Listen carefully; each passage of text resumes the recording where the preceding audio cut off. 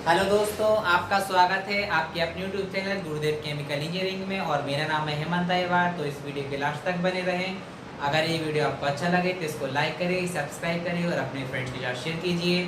तो इस वीडियो में हम पढ़ेंगे कंट्रोल सिग्नल के बारे में, जो कि हम फ्लूइड मैकेनिक्स में यूज़ करते हैं, और कंटामिनेशन के बारे में, और उसके बाद हम पढ़ेंगे कंडेंसेशन के बारे में। तो सबसे पहले हम पढ़ेंगे कंट्रोल सिग्नल के बारे में। तो कंट्रोल सिग्नल बेसिकली जो फ्लूइड मैकेनिक्स में अगर हमें किसी भी पाइप में अगर फ्लूइड का फ्लो हो रहा हो तो उसके फ्लो रेट को कंट्रोल करने के लिए ही हम कंट्रोल सिग्नल का यूज़ करते हैं। तो यहाँ पर जैसा कि आप देख रहे हैं, यहाँ पर 3 फिगर्स हैं, फर्स्ट फिगर, सेकंड फिगर और थर्ड फिगर।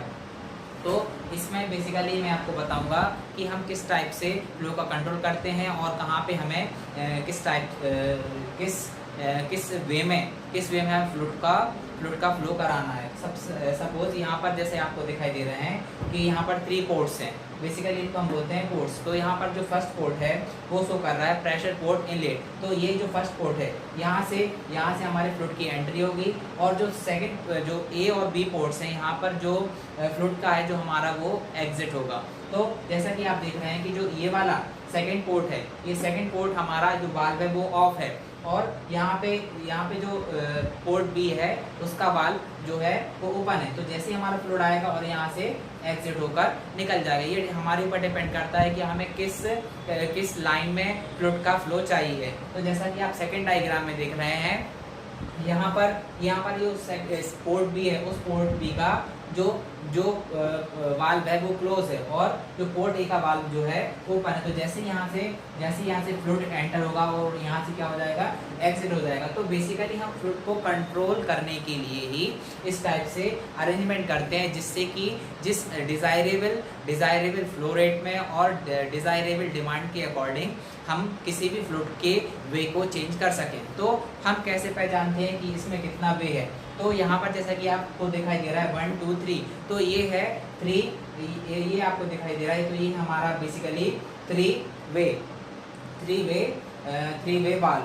तो यहाँ पर जो वे है, वे का मतलब है यहाँ पर नंबर ऑफ पोर्ट्स। तो यहाँ पर आपको 3 पोर्ट्स दिखाई दे रहे हैं, तो उससे ही हम पता लगा सकते हैं कि ये कितने वे का वाल्व है। तो यहाँ पर 1 2 3, तो 3 पोर्ट्स हैं। तो basically number of ports is equal two way. तो यहाँ पर 3 वे है, इसीलिए इसको हम बोलेंगे 3 वे वाल्व। तो यहाँ पर position means number of valve of the position, कितने जो वाल्व की पोजीशन है वो क्या है, वही हमारा क्या होगा, उसकी पोजीशन को शो करेगा।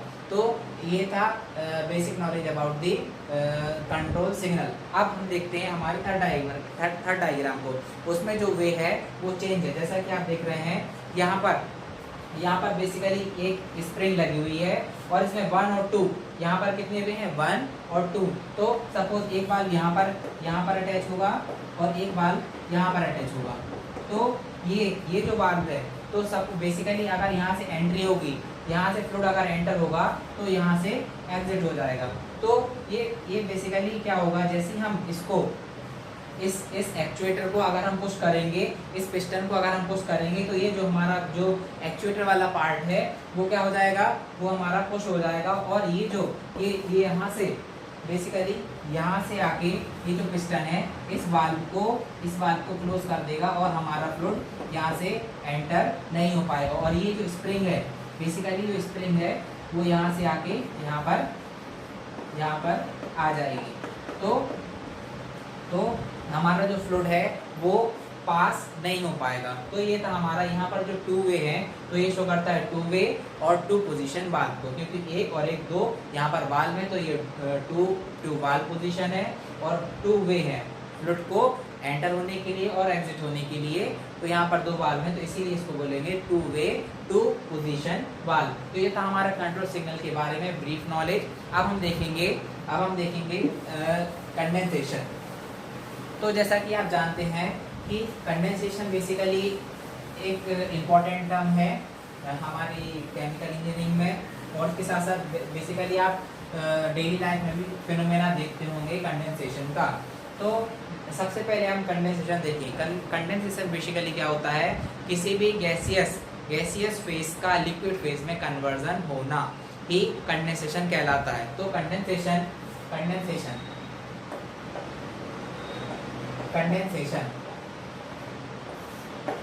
तो जो कंडेंसेशन है, कंडेंसेशन मीन्स गैसियस फेज का कन्वर्जन लिक्विड फेज में कन्वर्ट होना। तो गैसियस फेज का लिक्विड फेज में कन्वर्जन होना, गैसियस मैटर का, गैसियस फ्लूइड का, गैसियस लिक्विड का और वी कैन से स्टीम का अगर लिक्विड में जो कन्वर्जन हो रहा है या वाटर वेपर्स का लिक्विड में जो कन्वर्जन हो रहा है उसी को हम बोलेंगे कंडेंसेशन। जैसे कि आपने देखा होगा कि जो वेपर्स होती है वाटर वेपर्स, तो वाटर वेपर्स कब फॉर्म होती है, जब हम वाटर को 100 डिग्री सेल्सियस पे बेसिकली उसको हम बॉईल करते हैं। तो जो बॉइलिंग पॉइंट है वाटर का वो 100 डिग्री सेल्सियस है और 212 डिग्री फ़ारेनहाइट है। तो अगर हम वाटर को बॉईल करते हैं तो उसकी बेसिकली वेपर जनरेट होती है। और अगर हमें इसी प्रोसेस को अगर हमें रिवर्स करना है तो रिवर्स करने के लिए हमें उस वेपर को, अभी हम क्या कर रहे थे, किसी भी ठंडे फ्लूइड को गर्म कर रहे थे उस वेपर जनरेट करने के लिए, लेकिन अब हमें इसमें उसकी वेपर्स को अगर हम ठंडा करेंगे तो हम दोबारा ही उस पोजीशन में पहुंच जाएंगे। तो वैसे ही गैसियस फेज का लिक्विड फेज में कन्वर्जन होना bye cooling the vapor. If we cooling the vapors, then it's converted into the liquid phase. That is called the condensation. तो कंडेंसेशन बेसिकली क्या होता है, सपोज ये हमारे गैसेस मॉलिक्यूल्स हैं। जैसा कि आप जानते हैं कि जो गैसेस के पार्टिकल्स होते हैं वो एक रैंडम मोशन में होते हैं। उनके बीच का जो डिस्टेंस होता है और जो इंटर पार्टिकल जो भी डिस्टेंस होगा, जो भी गैप होगा, वो मैक्सिमम होता है। तो अगर हम इसको कूल करते हैं तो कूल करने से क्या होगा कि जो भी गैस के मॉलिक्यूल्स हैं, जो भी हमारे वेपर के मॉलिक्यूल्स हैं, वो आपस में उनकी जो डिस्टेंस है वो डिक्रीज हो जाएगी और जो उनकी काइनेटिक एनर्जी है वो भी डिक्रीज हो जाएगी। और काइनेटिक एनर्जी के डिक्रीज हो जाने से जो भी उनके बीच के जो मॉलिक्यूल्स के बीच का जो फोर्स ऑफ अट्रैक्शन है वो हमारा इंक्रीज हो जाएगा। और जैसे ही वो इंक्रीज होगा तो हमारे जो मॉलिक्यूल्स हैं वो आपस में एसोसिएट हो जाएंगे और एसोसिएट होकर वो लिक्विड में कन्वर्ट हो जाएंगे। तो सबसे पहले हम क्या करेंगे, ये कूलिंग करेंगे।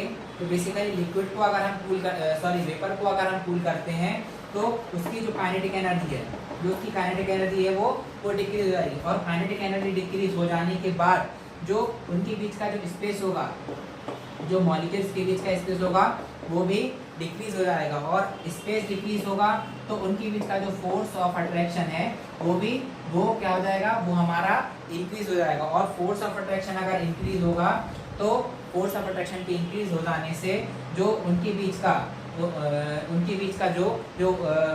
मॉलिक्यूल्स के बीच की जो बॉन्डिंग है वो आपस में अटैच होकर एसोसिएट हो जाएंगे, और एसोसिएशन से वो लिक्विड में कन्वर्ट हो जाएंगे। तो यहाँ पर इस टाइप से हमारा बेसिक एक फिनोमेना होगा।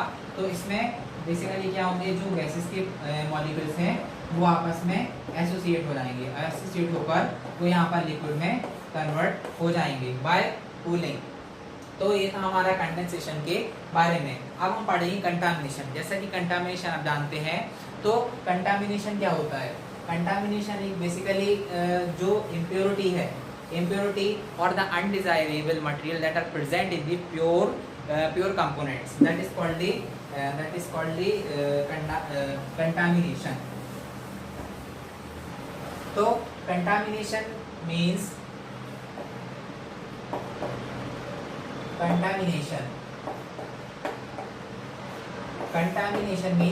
undesirable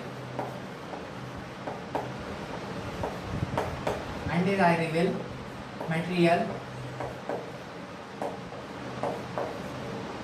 that present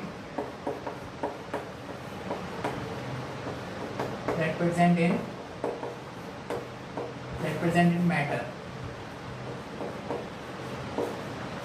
तो बेसिकली जो कंटामिनेशन है वो अनडिजायरेबल एक मटेरियल है जो कि किसी भी मैटर में प्रेजेंट होता है। जैसे कि सपोज अगर हम वाटर लेते हैं तो वाटर में डिफरेंट टाइप्स की इम्प्योरिटीज प्रेजेंट होती हैं। एक तो परमानेंट इम्प्योरिटी होती है, एक तो टेम्परेरी इम्प्योरिटीज होती हैं।